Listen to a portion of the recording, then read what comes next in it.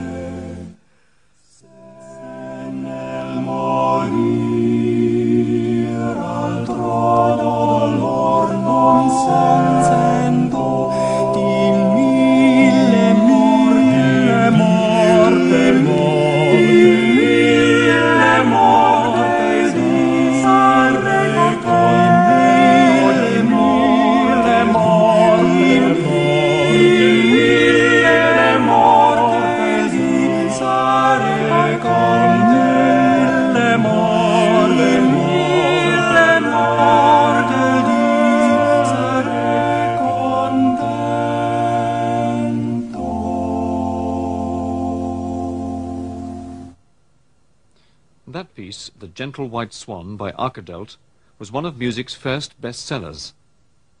From its publication in 1539, it went through more than 40 editions over the next 100 years, a century that was the age of the madrigal.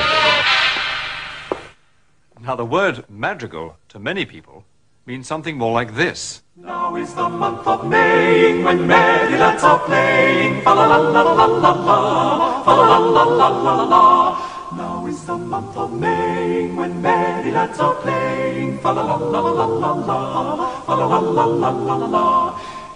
Well, that is a madrigal, but it's by no means the whole story. It's merely one example of a form that offers a huge expressive range, from the high-minded and serious to the light, witty, and often erotic. And being an English madrigal is just one variation of a style that was the rage of all Europe. But really, its proper place is later in our story, which we're beginning in the northern Italian town of Mantua. It was here, in a sense, that the madrigal was born, and where it, well, not so much as died, has changed into something else. This palace, the largest in all Europe, was the home of the Gonzaga family. They had been the most important family in Mantua since the 14th century, when one Luigi Gonzaga led a gallant band who freed the city from oppressors. The family continued to protect the city, first as captains, then as marquises, and finally, in 1530, as dukes of Mantua. But the person who is so important to the beginnings of our story was a Gonzaga only by marriage. She was Isabella d'Este, daughter of the neighboring Duke of Ferrara and wife of Francesco, the fourth Marquis of Mantua. Isabella came here in 1490 at the age of 16, and for most of the next 50 years held sway here. For long periods she ran the political affairs of the city, for the years while her husband was held hostage in Venice, and then again as regent for her son until he came of age. But politics were not her main interest. Her consuming passion was for the arts. As a Renaissance ruler, she thought it part of her duty, but even so, Isabella's enthusiasm went well beyond what was expected of her. She immediately set about extending the Gonzaga collection of antiquities and was quite ruthless about getting the things she wanted. When she borrowed pieces to study, their owners found it very hard to get them back. Her advisors included Leonardo da Vinci, who drew this portrait of her. Though she preferred the artworks of the ancients, she did commission many new ones: poetry, paintings, sculpture, ceramics, and even jewelry. Many of the finest works are stored here in her grotto and in its adjoining studiola. There are two in the palace. This was the second suite of its kind, which was built for her on the ground floor when she'd grown older and rather stouter. And it's not hard to imagine these walls covered with specially commissioned paintings.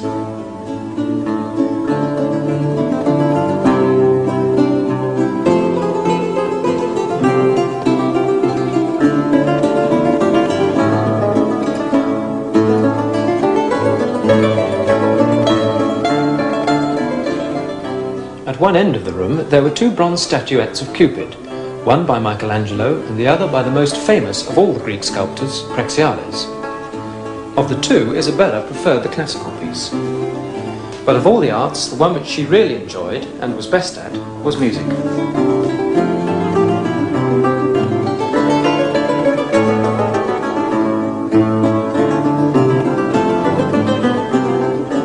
The ceiling was decorated with her motto and her device, a clef with the 7 sorts of musical rests used at the time. Arched over the ceiling, they symbolized celestial music, and beneath she studied and practiced earthly music. She could play several instruments very well, she sang in a good contralto voice, and she composed. She cultivated the native Italian song forms, which had developed to a stage where they were ripe to become one of the parents of the madrigal. This is a frottilla, the sort of piece Isabella used to study and sing. The words of this one are those of a lover who has grown so passionate that he's begun to stutter.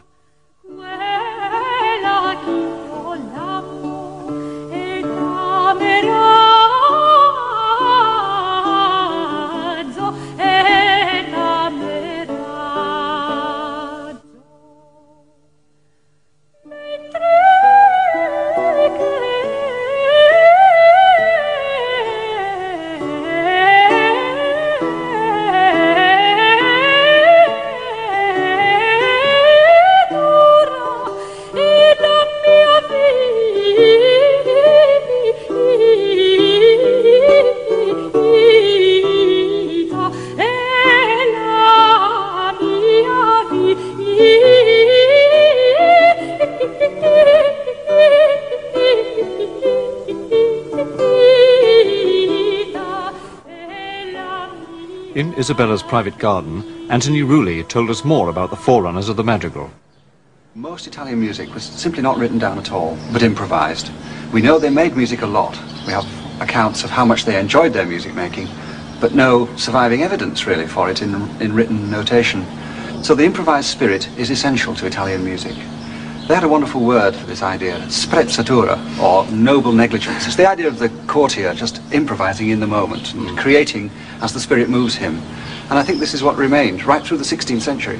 Yet it was at the very beginning of the 16th century that Ottaviano Petrucci began in Venice to print and publish his first collections of music.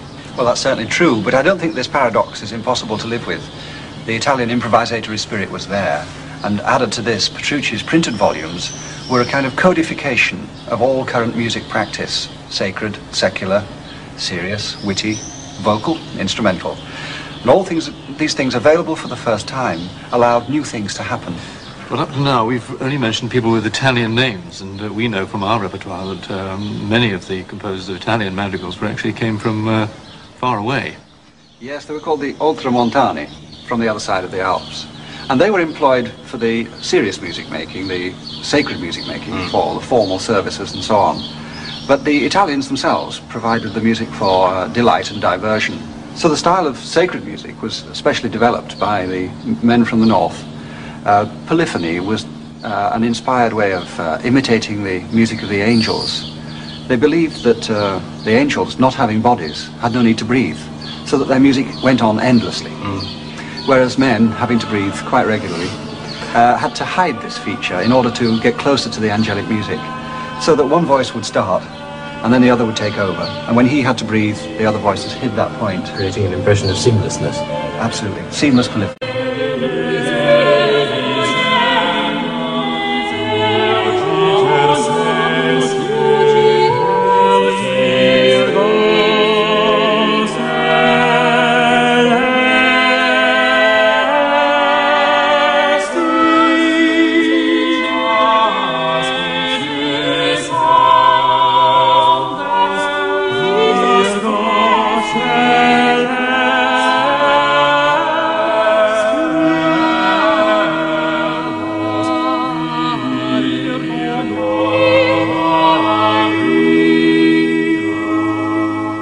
These same northern composers had adapted this sacred style to secular pieces, like this French chanson.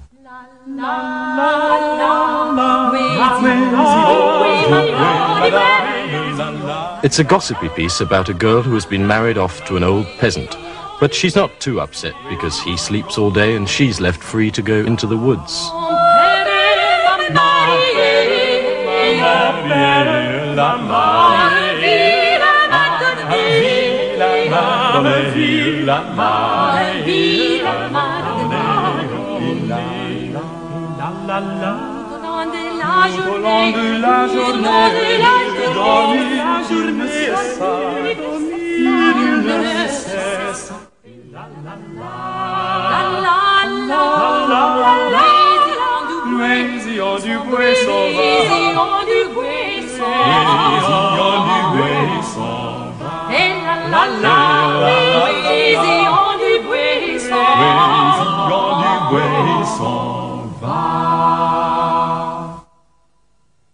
So far, we've been talking about the musical elements that led to the birth of the madrigal in the 1520s, the fusion of the cool polyphonic style from north of the Alps with the more expressive, improvising nature of Italian song. But at the time, people would have said that madrigals were more about words. They thought of them as settings of fairly serious poems, often about some aspect of love, to be sung by several voices.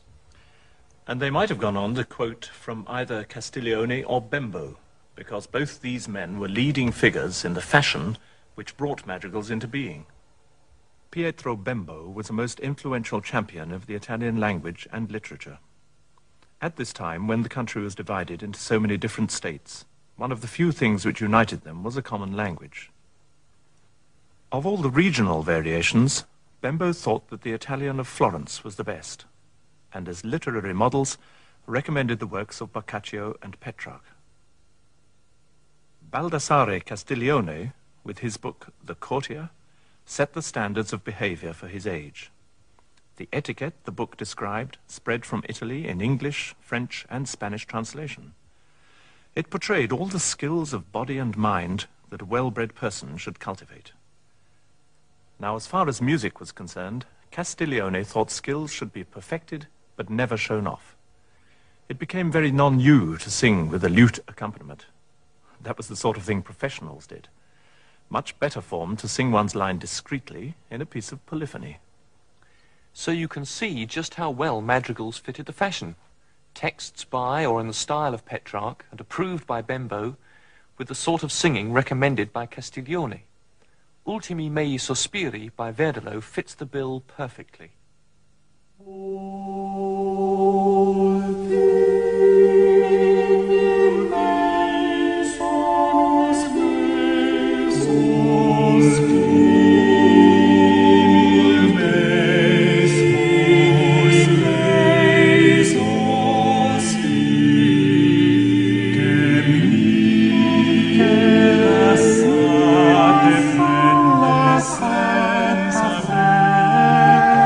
Senza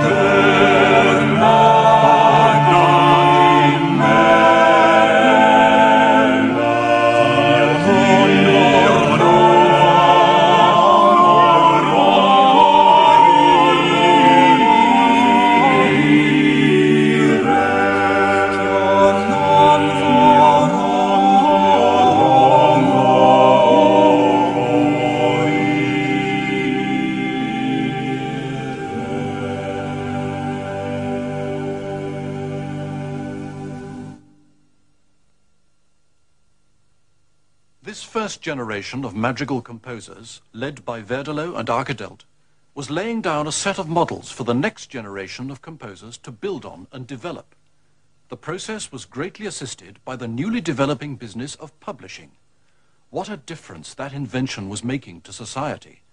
In the hands of religious reformers, the printing press was a most potent means of spreading Protestant ideas.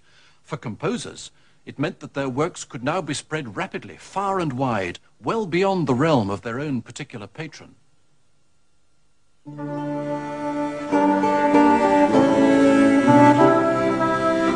Since each of the city-states had its own court and nobility, there was a ready supply of well-off, fashion-conscious customers, eager to buy the volumes of music that came in their thousands off the printing presses. But if Italy was the mother of artistic and cultural rebirth, she was also looked on as a prize to be fought over by the power-hungry princes of Europe. France, recently grown to about its present size, was still trying to expand. Spain, not content with colonies in the New World, made rival claims on the Italian peninsula, as did the German-speaking princes. Then the Habsburgs' domains were united under one man when the Emperor Charles V inherited them all. Soon, matters were further complicated by the rise of the Protestant faith in the north, which in due course led to the Spanish Armada and eventually the unification of England and Scotland. With such political turmoil going on throughout the century, it's really small wonder that anyone had time for the gentle pleasure of madrigal singing. And for the most part, these events go unnoticed in the music.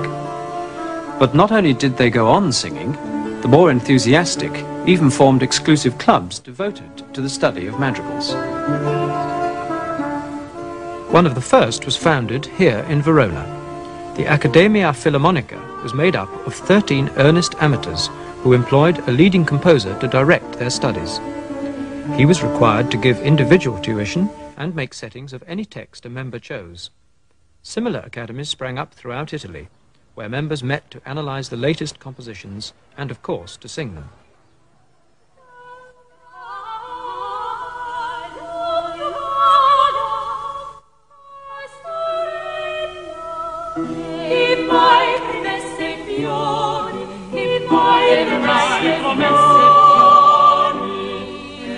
Scopriva nel viso al Nicolai, scopriva nel viso al Nicolai, una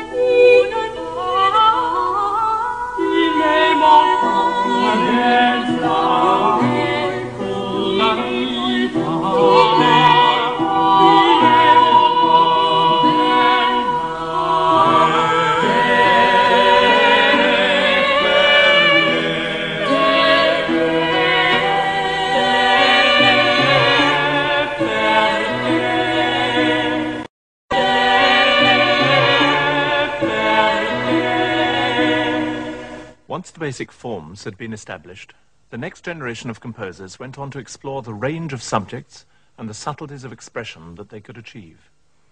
And since fashion played such an important role, doing something new made good sense from a publisher's point of view as well. To show the kind of expressiveness that a great composer could realize when he put a poem, as it were, under his musical microscope, we're going to look at this next piece in some detail. The text couldn't have a better pedigree. It's by Petrarch himself. It's a sonnet, that comes from near the end of a long series that he wrote mourning the death of his beloved, Laura. Valle che della mente miei s'è piena, fiume che spesso del mio pianger cresci, fere silvestre, vaghi augelli e pesci che l'una e l'altra verde riva affrena, aria dei miei sospir calda e serena, dolce sentier che sì amaro riesci, colle che mi piacesti, or mi rincresci, ov'ancor per usanza amor mi mena. Ben riconosco in voi l'usate forme, non lasso in me, che da sì lieta vita son fatto albergo d'infinita doglia. Quinci vede il mio bene, e per quest'orme torno a veder ond'al ciel nuda e gita, lasciando in terra la sua bella spoglia. When Jacques de Vert made this beautiful poem into a madrigal, he broke it up into short sections, some as short as just a single word, and he fitted to these little sections a musical idea that was designed to heighten the emotion that the word or words expressed.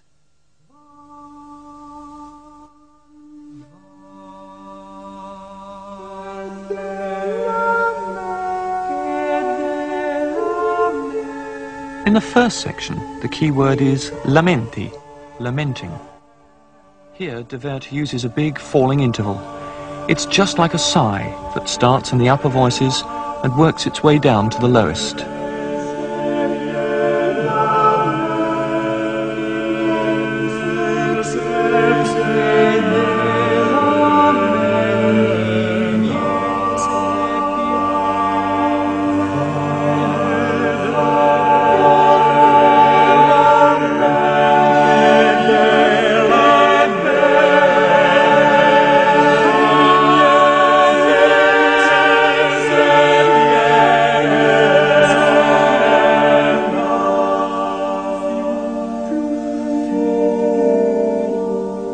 For the next section, there's just one word, fiume, the river that's being filled by the poet's tears.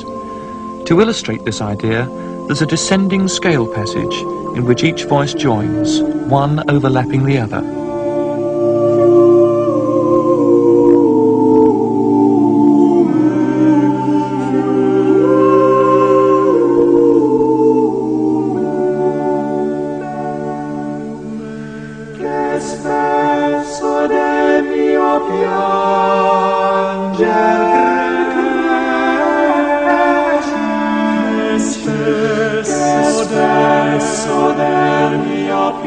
As the piece progresses, de Vert uses an astonishing repertoire of rhythms, melodic shapes, striking harmonies, and varied vocal textures to express the key words of each line.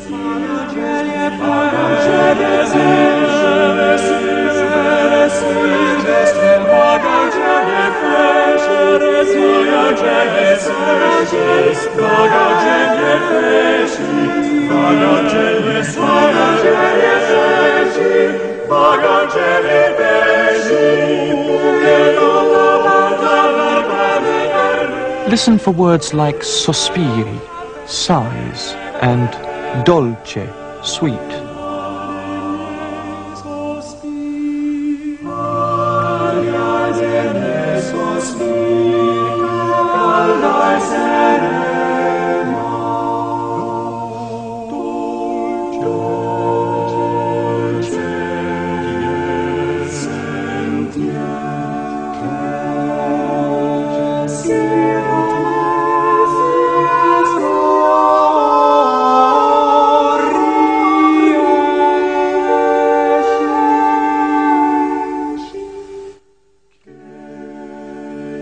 Although compared to a symphony, most of the madrigals don't take long to perform, at their best, they have a variety and emotional intensity equal to pieces many times as long.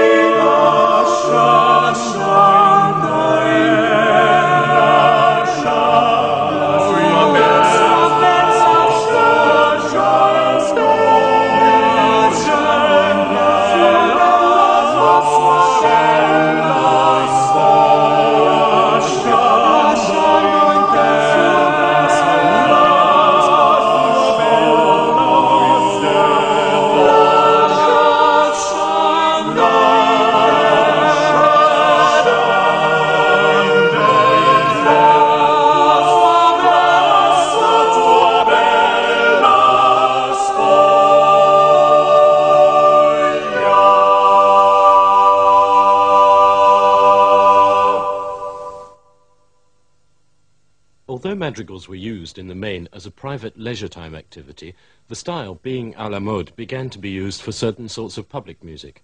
Life for the leading families had a very important public side. Many palaces had loges like this as places to conduct business or hold banquets in full view of the populace. And when they had something really important to celebrate, weddings and victories and the like, lavish displays and festivities were called for. That, of course, meant music especially written.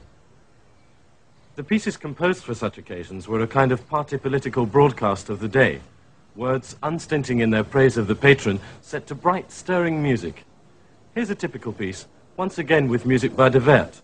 It was written for a coronation, and the text, addressing the new duke, runs, "Let heaven rejoice and Mantua swell with pride, for you hold both her scepter and mantle."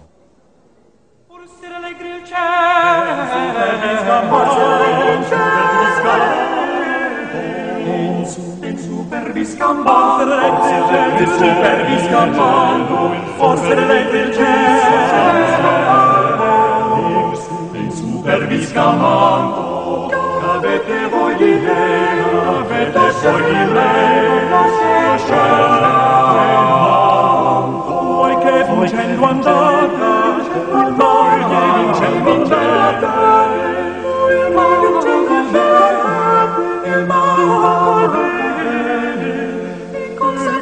cosa belle date, così la mente vi reca, il cuore vi tenga aperto, amore, il cuore vi tenga aperto, amore, la corona sia sempre la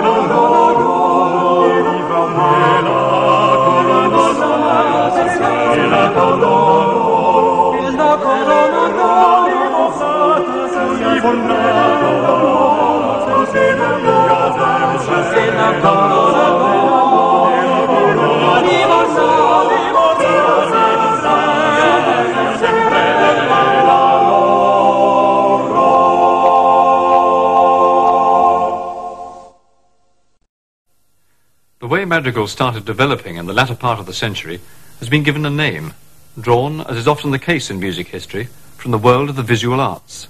The term is mannerism, and perhaps it's best explained by looking at a couple of paintings. Parmigianino's Madonna with the long neck is typical. Notice how he has exaggerated all the proportions. See, too, how big he's made the child in her arms. The point of all this was that by doing the unexpected, using unusual framing of people, either in the arrangement of objects around them or by distorting perspective, the familiar is made fresh again, and an extra emotional dimension can be expressed. There is a sensual, even erotic quality about this painting. The highlighting of the Virgin's breast makes her as much a Venus figure as the Mother of Christ. Venus and Cupid are of course the two central figures in this painting by Bronzino. Called an allegory of love, time and folly, it's a series of images meant to be read by the viewer. By the 16th century, this visual language had been refined to such a degree that even then, many of its subtleties were difficult to interpret. Still, there's little doubt that eroticism is at the heart of this painting. Now, the madrigal composers started to employ the musical equivalents of these techniques, and for the same reasons: to surprise and delight, to heighten expression and sensuality.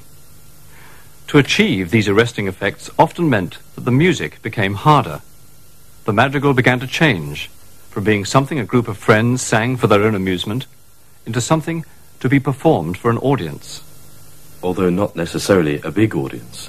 At the time this was taking place, Ferrara had become an outstanding cultural centre. If the Duke, Alfonso II, favoured you with an invitation to attend a concert in his inner chamber, you would have heard the most renowned group of musicians in all Italy. At their centre were three highly skilled sopranos, whose voices had earned them the status of noblewomen at court. It was a sort of discreet professionalism, because their chief role was to sing in the Duke's musica secreta, his very private and exclusive concerts.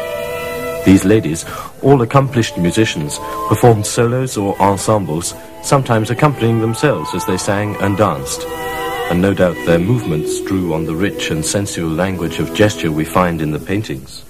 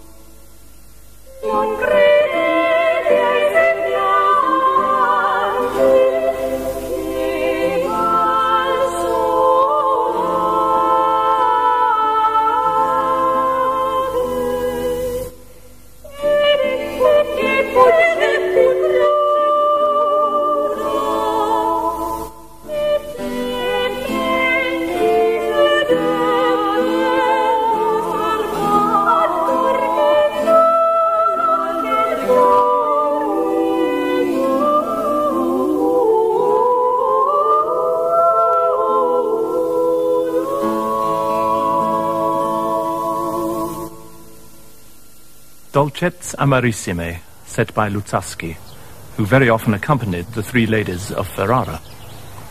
It shows how the texture of the madrigal was beginning to break up. There are still 5 parts, which had become more or less standard, but now with instruments supplying the lower 2, some voices are definitely more important than others. Although Alfonso II was destined to be the last Duke of Ferrara, he gathered around him a sparkling court. It could boast one of the greatest poets since Petrarch, Tarquinius Tasso. His epic romance, Jerusalem Liberated, was a source of text for many of the late madrigalists. Tasso had succeeded another great Ferrara poet, Ludovico Ariosto, whose masterpiece, Orlando Furioso, was to inspire composers for the next 200 years.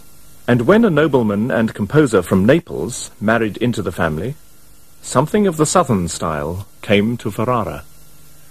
Don Carlo Gesualdo's music, with its strange harmonic sequences and passionate chromaticism, must have reminded people of his tortured early life.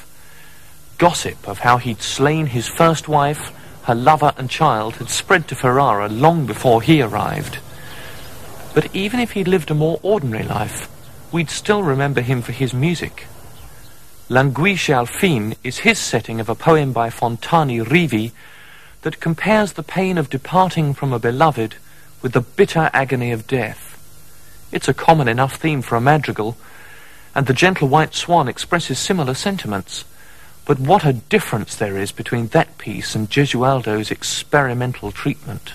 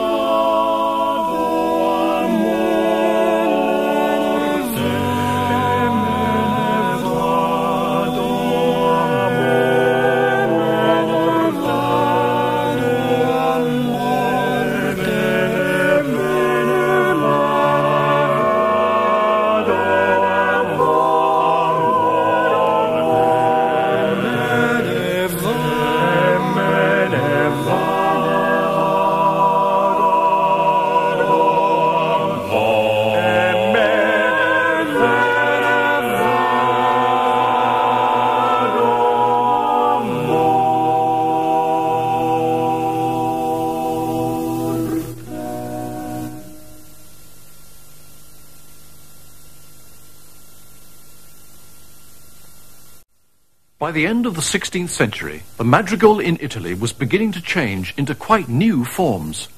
But before we follow it along that path, we should look briefly at how the fashion spread throughout Europe. Many of the first generation of composers had come from north of the Alps, and they simply took the style back. The French took up the fashion quite early on. The king, François I, was a great patron of the arts, who took pains that his court was the cultural equal of any. The German princes, too, wanted to keep up with southern styles, encouraged no doubt by their elected emperor, who now ruled over Spain as well. Wherever they went, madrigals used words of local poets, and the music was adapted to suit local taste. musicians enjoyed a social prestige that gave them entry into that class of people who were able to travel about freely. But probably the most travelled and certainly one of the most famous composers of the day was Orlando de Lassus. He was at various times in Naples, Antwerp, Paris and Munich. As the madrigal style spread through Europe, it took on national characteristics, but nowhere did it enjoy such an Indian summer as it did in England. For little more than a couple of decades, which began in the last years of Elizabeth I's reign, English composers produced a spate of madrigals equal to any. Castiglione's ideas about the importance of music to courtly behaviour had long been accepted by 1588, when Nicholas Young published his collection of Italian madrigals with new texts in English. It was an instant success, and suddenly madrigals became all the rage. So, starting off with Musica Transalpina as their model, the English composers set about producing a madrigal form that was unique. No, no, no, no, Nigella, let who list prove thee, I cannot love thee. La la la la la la la la la la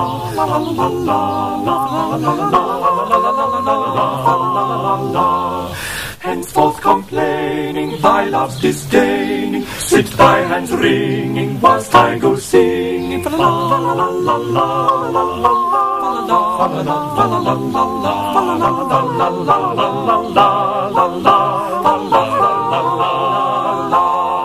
Henceforth complaining, thy love's disdaining, sit thy hands wringing, whilst I go singing. La la la la la la.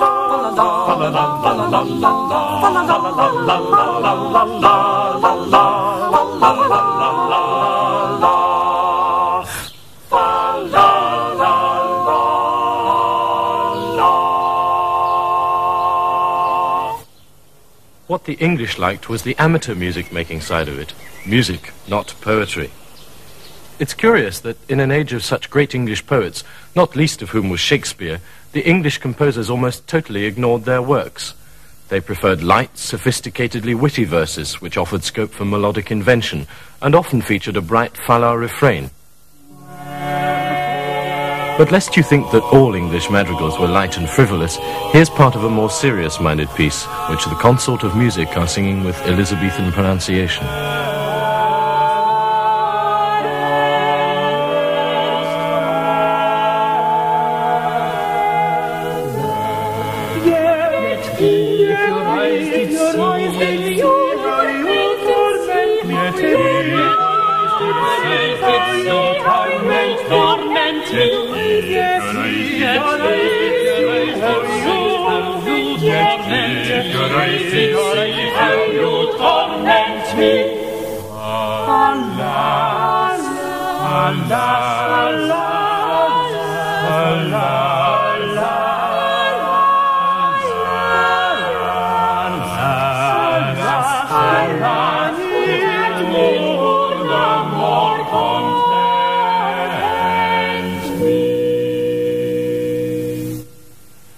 Cruel Madame was published in England in 1619. Thomas Voter's style represents the ultimate development in the English madrigal. But in Italy it was a different story. We have to go back 30 years to 1589, when a young composer, no more than 22 years old, took up his employment here in Mantua with the Gonzaga family. His name was Claudio Monteverdi, and his music was to transform the course of music history. Some have even called him the father of modern music. Within his long creative output, he published 8 volumes of madrigals, which contain all styles of composition. The earliest are superb examples of the Renaissance ideal of equal polyphony. The later volumes search out virtuosity. The attention goes to the treble and bass parts, and the voices are required to use an extended vocal range.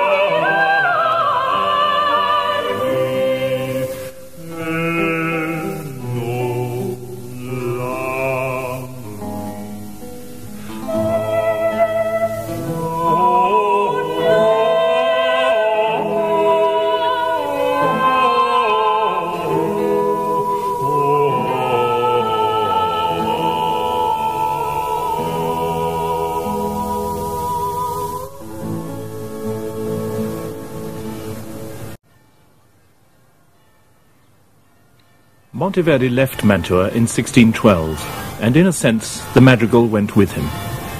He would still continue to write and publish music in both the old and the new styles. After all, in the arts, as with everything else, things don't change overnight.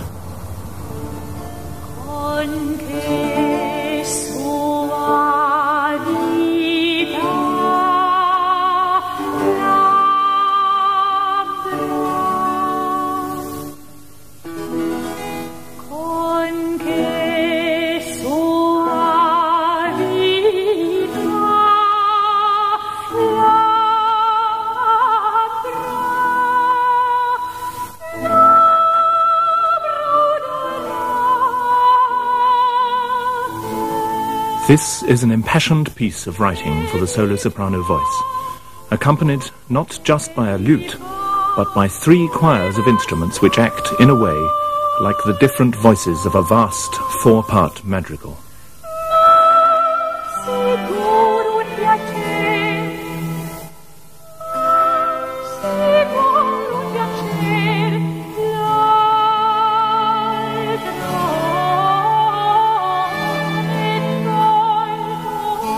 Come I vostri diletti sancirono fra lor, come I vostri diletti sancirono fra lor.